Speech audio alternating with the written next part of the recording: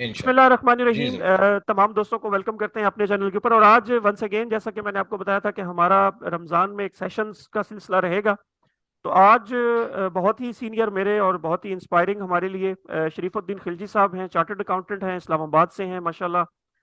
बहुत अच्छे टीचर्स हैं, ट्रेनिंग करवाते रहते हैं और इसके अलावा अपनी फर्म जो है वहाँ पे रन करते हैं। इसके अलावा जो मेरा मोस्ट फेवरेट है वो इनका ब्लॉग है। ये अपनी वेबसाइट के ऊपर एक बहुत बड़ा, पाकिस्तान का अगर मैं कहूँ टैक्स के ऊपर सबसे बड़ा ब्लॉग, तो वो शायद इन्हीं के पास है।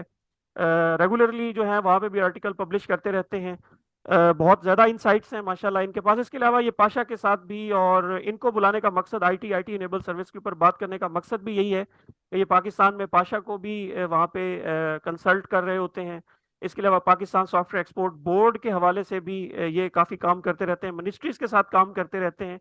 तो आज हमने इनको बुलाया कि इनसे थोड़ा सा हम इंसाइट्स लें और टैक्स के ऊपर बात करें कि ये आईटी आईटी एनेबल सर्विस, इसके अलावा फ्रीलांसर्स और उसकी अवेयरनेस का मसला पाकिस्तान में, फिर इसके अलावा टैक्स के ऊपर जो ट्रांजिशन हुई है।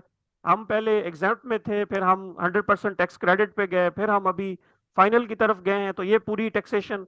और आखिर में हम थोड़ा सा फाइलिंग के जो मसाइल हैं उनके, कंप्लाइंस के मसाइल हैं उनके, आईटी वालों के, फ्रीलांसर्स के, और आखिर में हम थोड़ा सा ये देखेंगे कि सुपर टैक्स क्या वो आईटी और आईटी एनेबल सर्विस वाली साइट के ऊपर लगता है या नहीं लगता। तो फॉर्मली जो है हम वेलकम करते हैं सर। अस्सलाम वालेकुम सर। वालेकुम अस्सलाम और शुक्रिया बहुत डिटेल से तारुफ का और बहुत अच्छे तारुफ। बड़ी मेहरबानी आपकी, शुक्रिया। Thank you so much sir, thank you so much. Sir ये हम देख रहे हैं आईटी आईटी एनेबल सर्विस, जैसे आप हालात देख रहे हैं पाकिस्तान की इकोनॉमी के, जो रोज ही खबर आ रही होती है कि वो अभी इसी में ही हमारा फिलहाल जो है लड़ाई चल रही है कि हमने डिफॉल्ट अभी किया है या नहीं किया है, या किया है तो कितना किया है। तो इसमें, इस सिचुएशन में, और फिर आप देख रहे हैं लोकल गवर्नमेंट जॉब्स उस तरह से नहीं है हमारे यहाँ। इंडस्ट्री मैन्युफैक्चरिंग की हालात, वो आप माशाल्लाह खुद चार्टर्ड अकाउंटेंट हैं, आप खुद इंडस्ट्री के अंदर जो है काम कर रहे हैं पिछले कुछ दहाइयों से। वो हालात नहीं है, लेकिन इस वक्त जो हमारे पास IT IT enable service, freelancers की जो विंडो ओपन हुई है पिछले 8-10 सालों में, उससे यकीन करें एक तो लोगों की इनकम में इजाफा हुआ है, वहां पे कंजम्पशन हुई है, और बहुत ज्यादा यूथ जो है अब वहां पे एंगेज हो रही है। लेकिन जैसे ही वहां पे यूथ एंगेज हुई है, वहां पे फिर टैक्स के मसाइल भी आ रहे हैं। तो पहले तो आप थोड़ा सा आईटी आईटी एनेबल सर्विस को हमारी इस इकोनॉमी के लिए कैसे देख रहे हैं फिलहाल। इंफॉर्मेशन टेक्नोलॉजी या इंफॉर्मेशन टेक्नोलॉजी सर्विसेज जो है या आईटी इनेबल्ड सर्विसेज जो है, ये फ्यूचर है किसी भी इकोनॉमी का। इनफैक्ट ये आज से 20-25 साल पहले फ्यूचर था और लोग उसमें फ्यूचर में पहुंचकर हमसे बहुत आगे ऑलरेडी निकल चुके हैं। हमने 98 में जब गवर्नमेंट ने पहली दफ़ा इस्लामाबाद में सॉफ्टवेयर टेक्नोलॉजी पार्क्स वगैरह लॉन्च किए थे और इस सिमत में कुछ तवज्जो देनी शुरू की थी इंफॉर्मेशन टेक्नोलॉजी सेक्टर की तरफ, तो वो एक बड़ा अच्छा स्टेप था। लेकिन अनफॉर्चुनेटली उसके ऊपर बिल्डअप नहीं हुआ।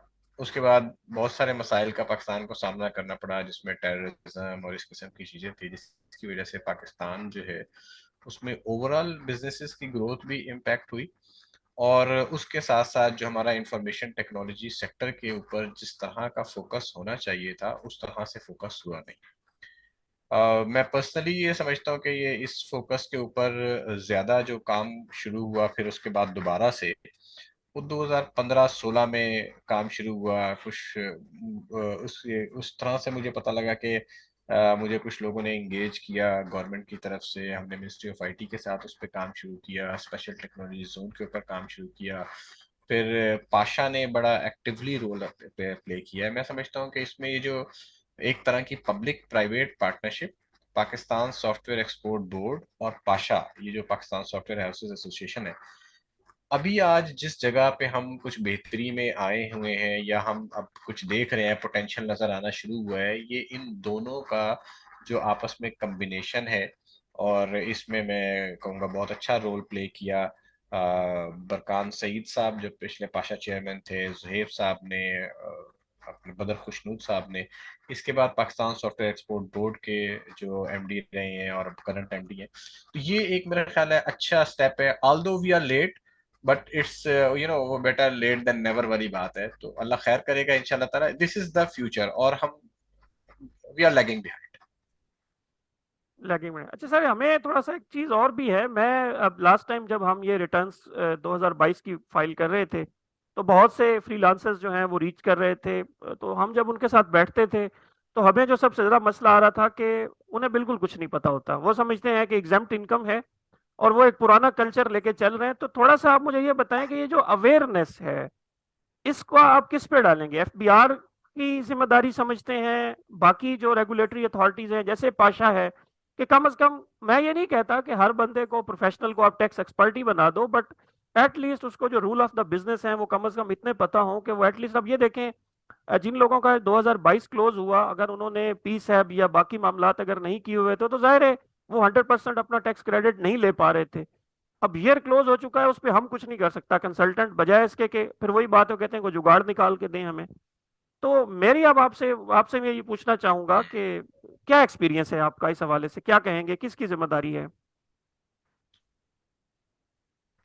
या देखें, एक तो हमारे यहाँ ना ओवरऑल टैक्स का कल्चर नहीं है। ठीक है, ओवरऑल टैक्स का कल्चर नहीं है, तो जो हमारे चाहे आईटी वाले लोग हों या दूसरे लोग हों, उनकी कोशिश और ख्वाहिश ये होती है कि बस जैसे तैसे रिटर्न फाइल होके मैं फाइलर बन जाऊं। रिटर्न में क्या फाइल हो रहा है, उसकी क्या रिक्वायरमेंट्स हैं, होनी चाहिए नहीं होनी चाहिए, उनके ऊपर तवज्जो नहीं होती। ठीक है, तो एक तो टैक्स कल्चर नहीं है। दूसरा जो हमारा कौमी मिजाज है, हम डॉक्टर के पास नहीं जाते, हम जाते हैं जो मेडिकल स्टोर वाला है ना, उससे कहते हैं यार मेरी तबीयत ठीक नहीं है तो मुझे कोई दवाई दे दो। ठीक है, तो डॉक्टर को तो वो सस्ता पड़ता है या उस पर कॉस्ट नहीं आती, तो अच्छे एडवाइजर्स के पास लोग नहीं जाते। तो एक तो लोगों का अपना कसूर है। ठीक है, कि हम लोग जो है वो बजाय इसके कि अच्छे एडवाइजर्स को कंसल्ट करें, हम जो है वो जो सस्ते से सस्ता मिलता है उसके पास जाते हैं, और उसमें फिर जिस तरह से लोग खराब होते हैं वो आप भी देखते हैं, मैं भी देखता हूँ कि रिटर्न्स के साथ क्या सलूक किया जाता है और किस तरह से हाल होता है। मेरे पास बेशुमार लोग आए अभी, मतलब बैर मिसालें देना इतनी अच्छी बात नहीं है, लेकिन ये एक तो हमारा जो अपना लोगों का प्रॉब्लम है ना, कि हम लोग जो है टैक्स को अहमियत ही नहीं देते। मैं आपको एक मिसाल, मुझे इजाजत दें कि मैंने अभी, इनफैक्ट हमने एक केस प्रेजेंट किया और at the highest level ministry में हमने कहा कि यार ये इनके साथ ज्यादती हो रही है। तो हमें सबसे पहले तो हाईएस्ट लेवल से जवाब ये आया है कि यार ये इन लोगों की तो रिटर्न ही गलत फाइल हुई हुई है, तो आप इनका इशू लेकर हमारे पास आ गए एक आईटी कंपनी का। तो मतलब इस लेवल के ऊपर अगर चीजों को आप नहीं प्रॉपरली देख रहे होंगे तो ये थोड़े से मसाइल आएंगे। एक तो लोगों का अपना भी कसूर है। ठीक है, दूसरा, टैक्स की जनरल चूंकि अवेयरनेस नहीं है, लेकिन मैं अगेन, पाशा ने पिछले 2-3 साल के अंदर कई अवेयरनेस सेशन करवाए हैं। ठीक है, मैंने खुद वो अवेयरनेस सेशन में मैंने पार्टिसिपेट किया। एक में केपीएमजी की पार्टनर सादिया नजीर भी मौजूद थी, और उन अवेयरनेस सेशंस के अंदर अच्छी प्रेजेंटेशन थी। लेकिन मैं समझता हूँ कि उससे कहीं ज्यादा प्रेजेंटेशन या पार्टिसिपेशन, सॉरी, होनी चाहिए थी लोगों की। लोगों ने पार्टिसिपेट नहीं किया। तो और कई सेशंस हो चुके हैं, लेकिन लोगों की पार्टिसिपेशन, अब आई डोंट नो, आज अब आपकी जैसे ये अब आपकी वीडियो लॉन्च कर रहे हैं, इसको कितने लोग देखेंगे, कितने लोग उससे चीजें लेंगे और उसके ऊपर अमल पैरा होंगे ना।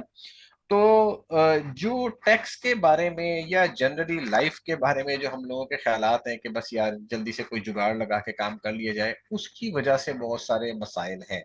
तो खुदा ने आज तक उस कौम की हालत नहीं नहीं बदली, बदली। न हो जिसको ख्याल आप अपनी हालत के बदलने का।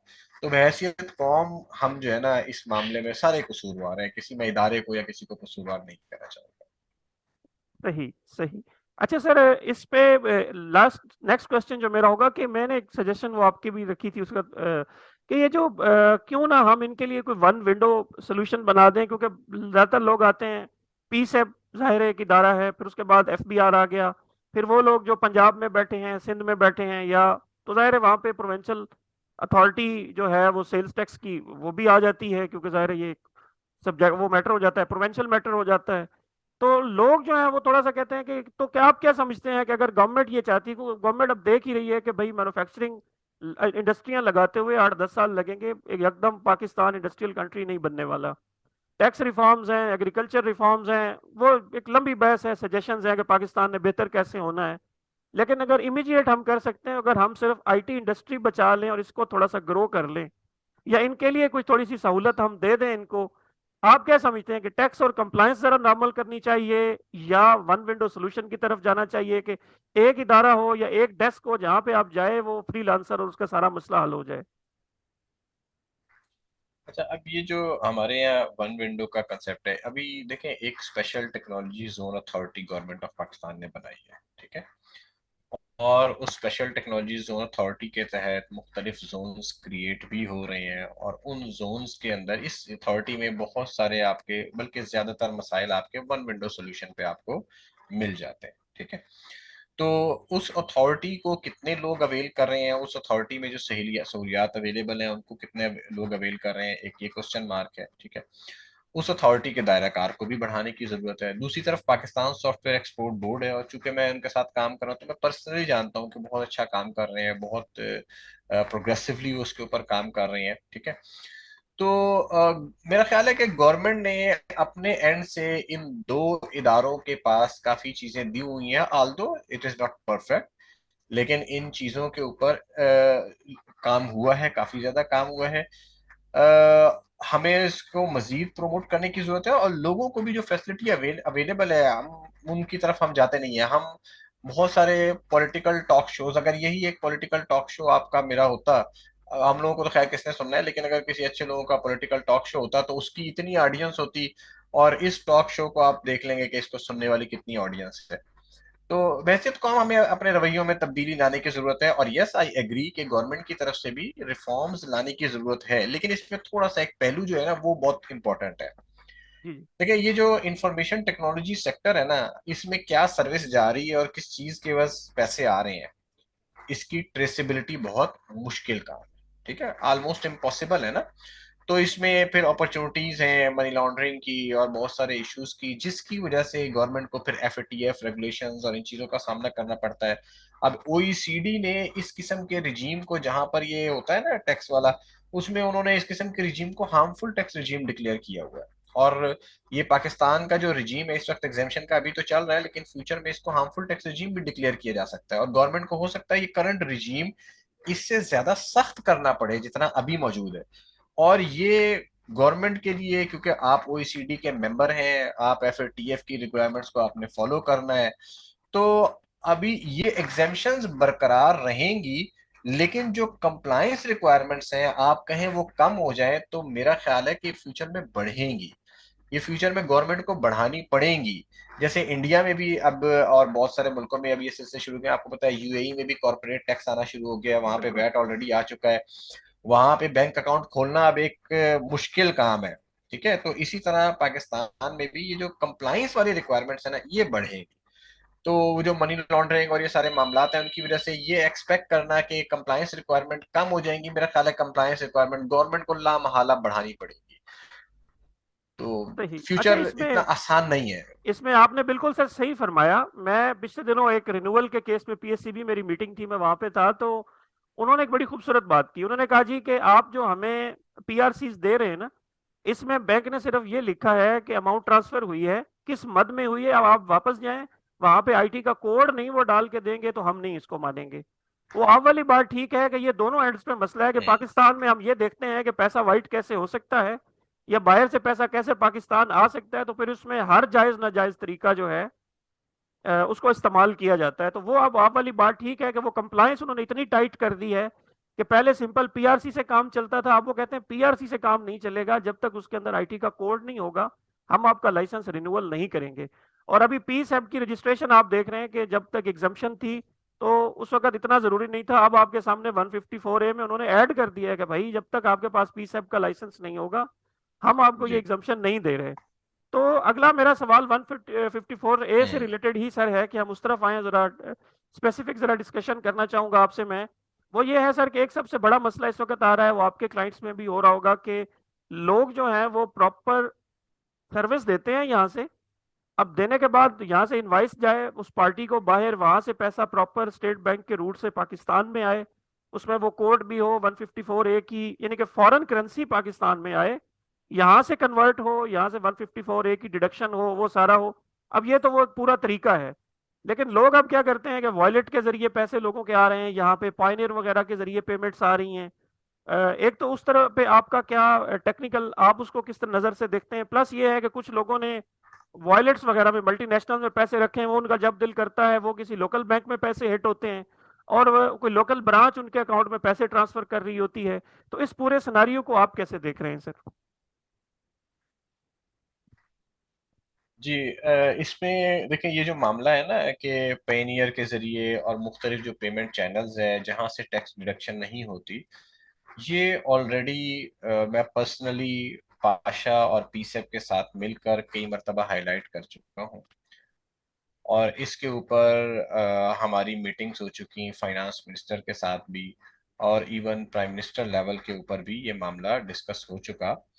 और एफबीआर को इस हवाले से कुछ इंस्ट्रक्शंस भी दी जा चुकी हैं कि इसको फैसिलिटेट किया जाए और इस मामले को रिजॉल्व किया जाए।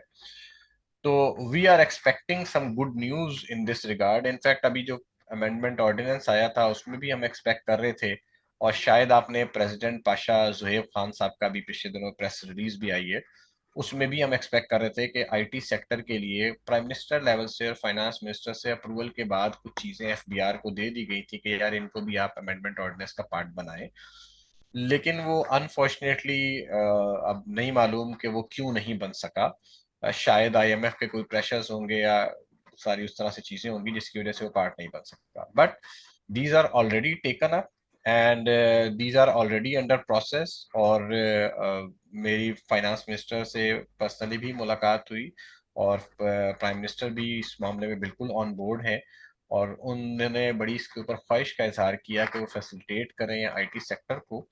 थोड़े से हाथ हमारे गवर्नमेंट के भी आजकल बंधे हुए हैं इस हवाले से, एग्जामेशंस वगैरह के हवाले से, जो आप सब लोगों के इल्म में है।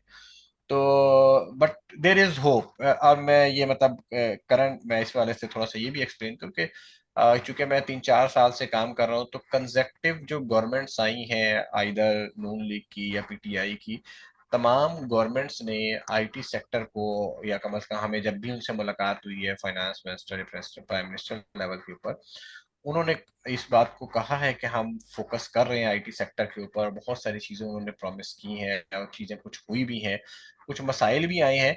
लेकिन वो मसाइल की वजह ये नहीं है कि गवर्नमेंट की विल ऑफ द गवर्नमेंट नहीं है, ठीक है।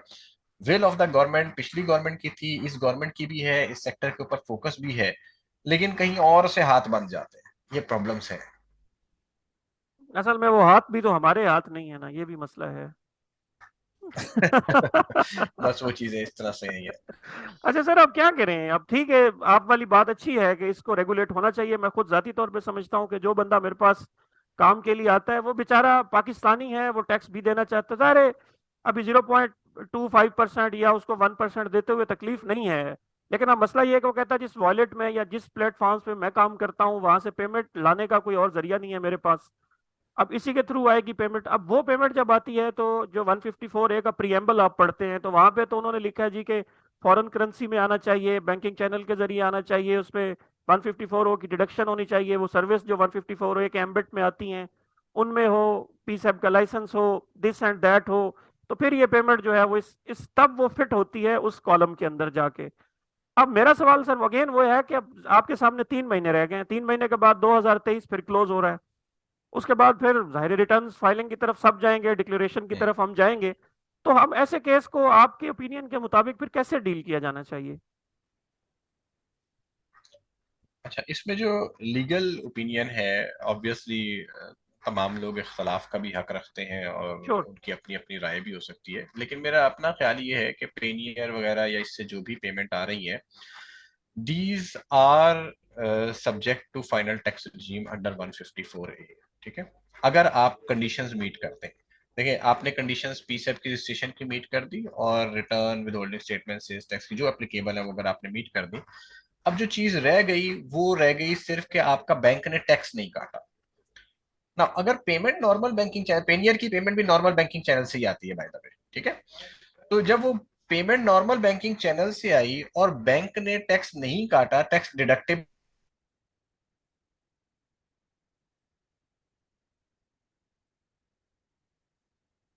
तो था, तो ये किया जा सकता है या किया जाना चाहिए, जो पेनियर वगैरह से पेमेंट आ रही है उनके ऊपर जो टैक्स लाइबिलिटी बनती है, यू पे इट विद द रिटर्न, ठीक है।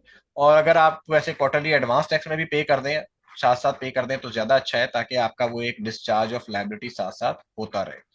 और you claim it as an final tax regime in the tax return. Otherwise तो नॉर्मल टैक्स regime में बहुत लंबे टैक्सेस हैं और वो सारी चीजें अपनी जगह पर हैं, लेकिन मेरा ख्याल है कि it is an आर्ग्यूबल case, good आर्ग्यूबल case, कि आप इसको फाइनल टैक्स regime में ही क्लेम करें और जो टैक्स 0.25% या 1% जिसका ही बनता है वो पे करके और एफटीआर में अपने रिटर्न फाइल करें। लेकिन बॉस इसमें जो एसेंस है, अब देखें एसेंस हमारी गवर्नमेंट का ये था कि इस एक्सचेंज ऑफ सर्विस या जो हम एक्सपोर्ट कर रहे हैं सर्विस, इसके थ्रू बाहर से फॉरेन करेंसी आएगी, जो कि हमारे डॉलर रिजर्व्स और बाकी फॉरेन करेंसी एक्सचेंजेस के रिजर्व पहले डिप्लीट होते हैं, तो जाहिर है वो वहां से कुछ आएंगे। वो लोग जो ये डॉलर बाहर से पाकिस्तान ला रहे हैं उनको एक्चुअली ये फैसिलिटी दी जा रही थी कि उनसे कम टैक्स लिया जा रहा था।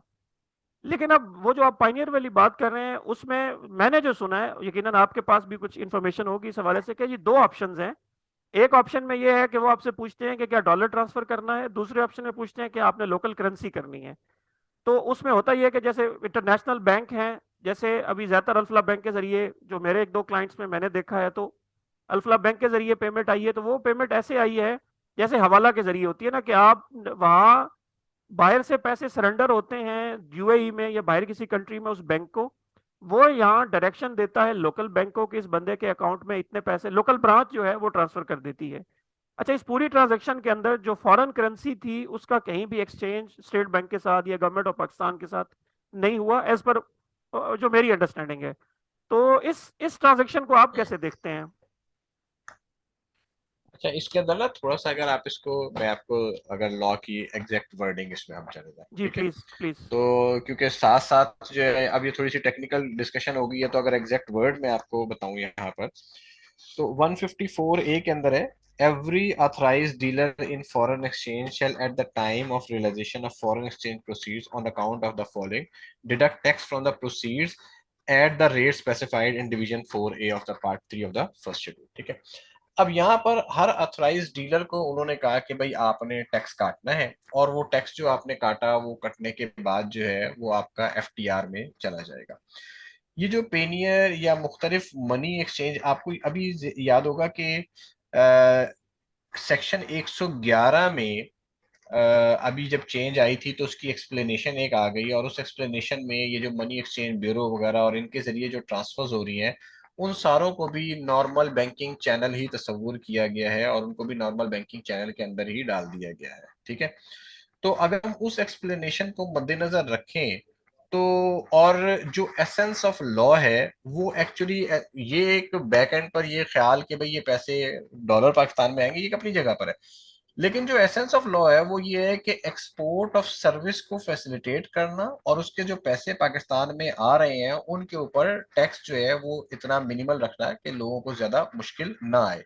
और ये भी इस पर्सपेक्टिव से रखा गया था कि वहां पर टैक्स क्रेडिट में एग्जेम्पशन सर्टिफिकेट के इश्यूज से वो सारी चीजें थी, तो वो एक चैनल अपनी जगह पर है।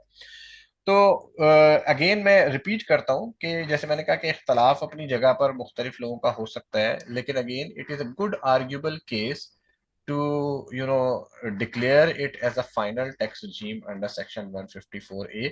और अगेन इस हवाले से हमने एफबीआर के साथ एक पैरेलल काम भी हो रहा है, ताकि ये जो आप कंफ्यूजन और ये जो चीजें आ रही हैं ये कंफ्यूजन सिरे से खत्म ही हो जाए और लॉ के अंदर भी इसके ऊपर क्लैरिटी आ जाए, ये एक अलग काम ये भी हो रहा है।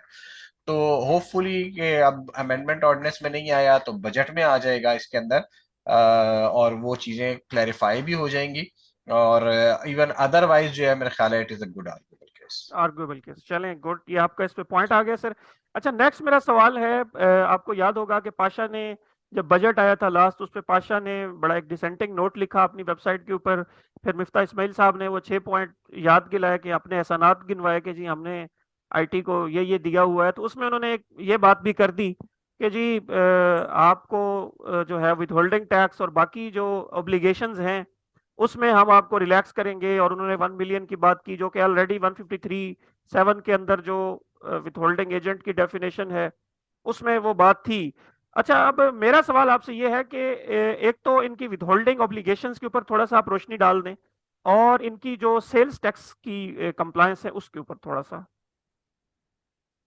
जी।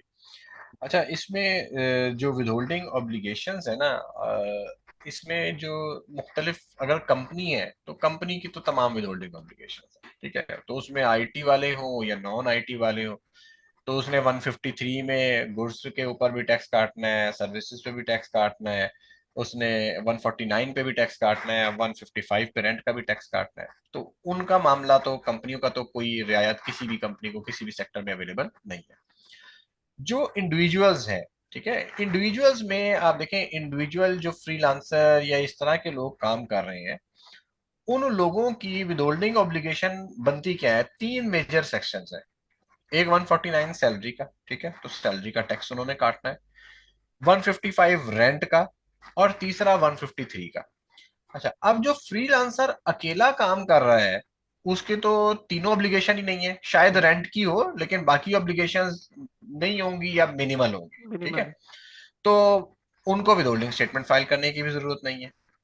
जो अकेला काम नहीं कर रहा, जिसके साथ दो चार पांच लोग काम कर रहे हैं, उसका सेटअप थोड़ा सा, इसका मतलब है कि वो अच्छे पैसे कमा रहा है, ठीक है, तो उसको कुछ विदहोल्डिंग कंप्लायंस की 149 की तो जरूरी है। देखिए, विदहोल्डिंग कंप्लायंस तो एक दुकानदार भी अगर कोई 50,000 रुपए की तनख्वाह दे रहा है तो उसमें भी जरूरी है। जरूरी है। तो फिर ये तो पढ़े लिखे लोग हैं, इन लोगों को चाहिए कि ये एक अच्छा और अच्छे मार्जिन के ऊपर काम कर रहे हैं, तो इतनी टैक्स कंप्लायंस तो गवर्नमेंट ऑफ पाकिस्तान का भी राइट है ना, कि इतनी टैक्स कंप्लायंस तो करें कि जिन लोगों का, दूसरों का टैक्स आपने सैलरी का काटना है या रेंट का बिल्कुल काटना है, वो टैक्स बिल्कुल। कंप्लायंस आप करें।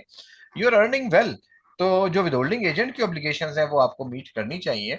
अब 100 मिलियन से ऊपर जाके विदहोल्डिंग ऑब्लिगेशन आती है। तो जो 100 मिलियन का टर्न ओवर कर रहा है इंडिविजुअल, 10 करोड़ रुपए का, तो आईटी सेक्टर के अंदर उसमें मार्जिन आपको पता है बहुत ज्यादा होते हैं, तो कम से कम 4-5, 4-3-4 करोड़ रुपए का तो वो शायद प्रॉफिट भी कर रहा होगा। तो वो भी अगर अपनी विदहोल्डिंग ऑब्लिगेशन से जान छुड़ाता है, और वो भी अगर अपनी विदहोल्डिंग ऑब्लिगेशंस को पूरा नहीं करता, तो ये थोड़ी सी उनके पार्ट पर भी ज्यादती है। जाती है, सही जो आप ये कह रहे हैं। अच्छा सर, अब एक चीज और है, जैसे ज़ाहिर है, अब आपको मैंने गुजारिश की कि टैक्स ईयर पिछला भी क्लोज हुआ, ये भी क्लोज हुआ। अब चेकलिस्ट जैसे अभी आपने भी फरमाया वो वहीं पे ही है कि उन्होंने कहा जी कि अगर आपके ऊपर विथहोल्डिंग बनती है, सेल्स टैक्स रिटर्न फाइल आपको करनी थी, वो अगर बनती है वो आपको करनी है एनुअल, तो बाकी वो रिक्वायरमेंट तीन चार उन्होंने हम्म। कहा कि ये जरूरी है। इवन आपने 65F के लिए भी जाना है तो ये जरूरी थी, और अभी आप 154A में फाइनल के लिए भी जा रहे हैं।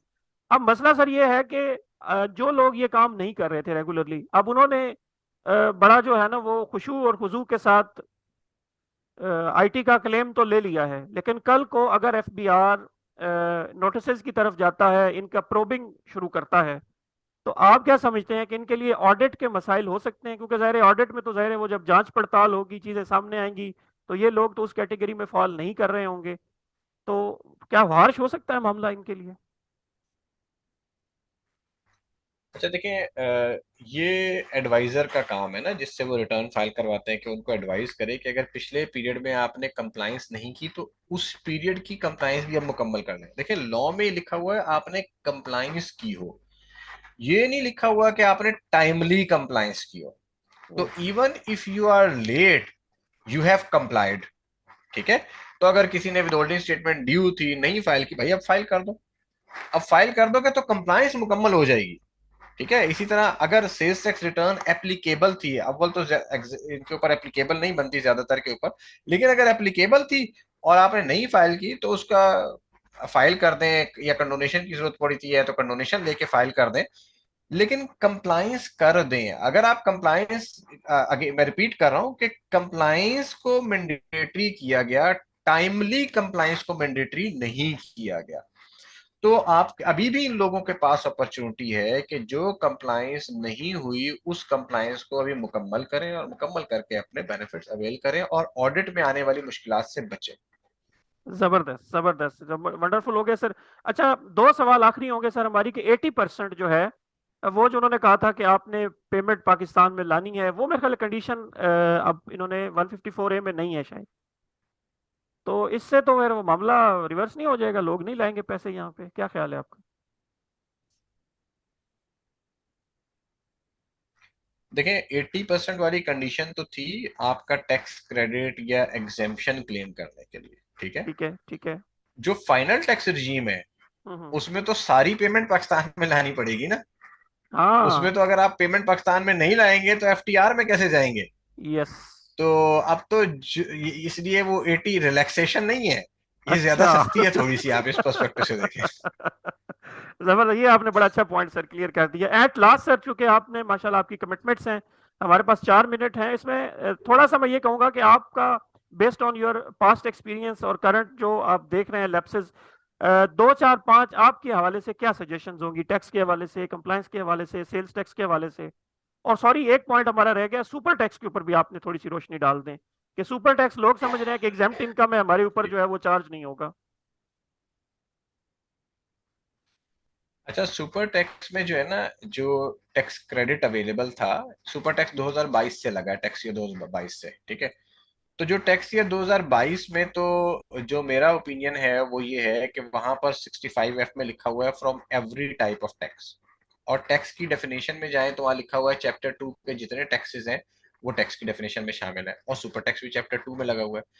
तो इसका मतलब ये हुआ कि आपको tax credit against super tax भी अवेलेबल है, ठीक है। तो ये तो in my humble opinion, super tax का क्रेडिट आपको टैक्स ईयर 2022 के लिए अवेलेबल है, एक्सपोर्टर्स के लिए। अच्छा, मूविंग फॉरवर्ड टैक्स ईयर 2023 में आप फाइनल टैक्स रिजीम में आ गए हैं। फाइनल टैक्स रिजीम में आपको इम्प्यूटेबल इनकम कैलकुलेट करनी होती है। मैंने एक मोटी सी इम्प्यूटेबल इनकम कैलकुलेट की थी, तो पता लगा कि सुपर टैक्स उसको जाके लगेगा जिसका ग्रॉस रेवेन्यू तकरीबन कोई 16-17 अरब रुपए का हो। तो प्रैक्टिकली जो सुपर टैक्स है वो आईटी एक्सपोर्टर्स के ऊपर टैक्स ईयर 2023 में शायद कोई एक आधी कोई ऊपर बहुत टॉप की होगी, और उसका हक भी है यार, 17 अरब का रेवेन्यू है तो थोड़ा सा सुपर टैक्स दे भी दे। तो बाकी आईटी एक्सपोर्टर्स के ऊपर सुपर टैक्स नहीं लगेगा। बाकी मेरी सजेशंस जो है आईटी सेक्टर वालों के लिए ये है कि भाई, आप लोग जो है, पाकिस्तान का वो सेक्टर है जिसने पाकिस्तान को ऊपर लेके जाना है, तो अपनी एक्सपोर्ट के साथ साथ अपनी कंप्लाइंसेस पर तवज्जो दें, क्योंकि गवर्नमेंट ऑफ पाकिस्तान की मजबूरियां हैं। गवर्नमेंट ऑफ पाकिस्तान आपको उनका, और आपको ये भी पता है कि इस सेक्टर का मिस यूज भी हो रहा है, बहुत कम लोग कर रहे हैं लेकिन वो चंद कारी भेड़ों की वजह से सारों के लिए मसाइल होते हैं। तो कंप्लाइंसेस करें, कंप्लाइंसेस इतनी मुश्किल नहीं है। अगर जो cost of non complying is much higher than the cost of compliance, proper ठीक है। Compliance, yes. नॉन कंप्लाइंस करेंगे तो नॉर्मल टैक्स रिजीम में चले जाएंगे, बहुत सारे आपको फिर बाद में टैक्स डिपार्टमेंट से नोटिस सारा कुछ आएगा। आज आप एक रीजनेबल टैक्स एडवाइजर लेके कंप्लाइंस करेंगे तो आप 90% लेस कॉस्ट पे कर रहे होंगे, सिर्फ 10% ऑफ दैट फ्यूचर कॉस्ट पे करके you can save 90% of that future cost. तो ये मेरी है कि कंप्लाइंस करें। कंप्लायंस करें sir, thank you so much, आपने अपने मसरूफ इसमें से वक्त निकाला। इंशाल्लाह आपसे मैं कंसल्ट करके सुपर टैक्स के ऊपर जो है ना थोड़ी सी हम बात करेंगे, क्योंकि आप चार्टर्ड अकाउंटेंट हैं, आपका जो एक्सेल की स्किल्स हैं वो ज़ाहिर है एक आम लॉयर से मेरा ख्याल है बेहतर है। तो सुपर टैक्स की कैलकुलेशन जो है ना उसके ऊपर इंशाल्लाह, और उससे ऊपर फ्यूचर में भी आपसे हम टाइम लेंगे इसके ऊपर। तो आपका वंस इंशाल्लाह। Again sir, thank you so much, आपने टाइम दिया और आपने बहुत सारी चीज़ें जो है मिथ्स हैं वो बस्ट की हैं। और थोड़ा सा मैं ये समझता हूँ कि आप, मुझे लग रहा है आपसे बात करके कि आप सख्त वाले जो है ना वो कंसल्टेंट नहीं हैं। तो आप, मैं कह सकता हूँ कि आप चार्टर्ड अकाउंटेंट बिरादरी के तारिक जमील हैं, थोड़ी सी नरम बात करते हैं और माफी वाली बात भी आप कर रहे हैं। तो once again sir, thank you so much for your presence sir. शुक्रिया भाई, बहुत मेहरबानी है, आपके बुलाने का बहुत शुक्रिया, शुक्रिया। अस्सलाम ओके, वालेकुम। ओके, अल्लाह हाफिज।